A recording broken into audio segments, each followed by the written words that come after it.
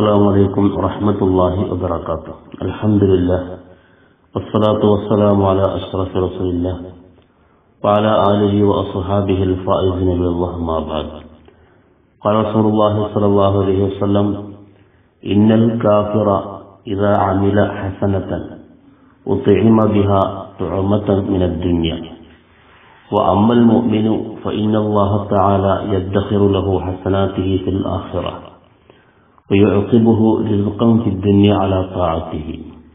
മുത്തനബി സല്ലല്ലാഹു അലൈഹി വസല്ലം പറയുകയാണ്, ഇന്നൽ കാഫിറ ഇദാ അമില ഹസനത്തൻ, ഒരു കാഫിർ, ഒരു അവിശ്വാസി, ഒരു അമുസ്ലിം, അവൻ വല്ല നന്മയും ചെയ്താൽ ഉത്ഇമ ബിഹാ തുഅമതൻ മിന ദുനിയ, ദുനിയാവിൽ നിന്ന് ആ നന്മക്ക് പകരം അല്ലാഹു അവന് ഭക്ഷണം നൽകും, ഭൗതികമായ നേട്ടങ്ങൾ അവന് കൊടുക്കും. അതേസമയം അമ്മൽ മുഅ്മിനു, ഒരു സത്യവിശ്വാസി സൽക്കർമ്മം ചെയ്താൽ ഫഇന്നല്ലാഹ തആല യദ്ഖിറു ലഹു ഹസനാതിഹി ഫിൽ ആഖിറ, അവന്റെ നന്മകൾക്കുള്ള പ്രതിഫലം അല്ലാഹു പരലോകത്തേക്ക് നീട്ടിവെക്കുകയാണ്, പരലോകത്തേക്ക് അല്ലാഹു സൂക്ഷിച്ചു വെക്കുകയാണ്.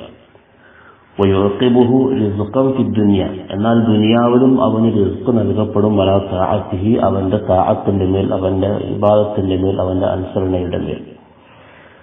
അപ്പോൾ ഒരു വിശ്വാസിയുടെ കർമ്മം, അവന്റെ കർമ്മം കൊണ്ടുള്ള ലക്ഷ്യം പരലോക പുണ്യമായിരിക്കണം.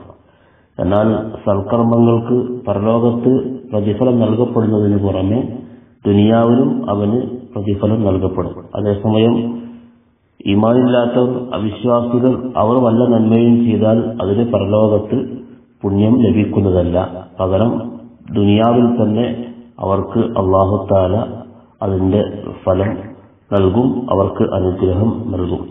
അപ്പോൾ സത്യവിശ്വാസി അവൻ ഒരു സൽക്കർമ്മം ചെയ്യുമ്പോൾ അവന്റെ ആത്യന്തികമായ ലക്ഷ്യം പരലോകത്തുള്ള നന്മയായിരിക്കണം, പ്രതിഫലമായിരിക്കണം.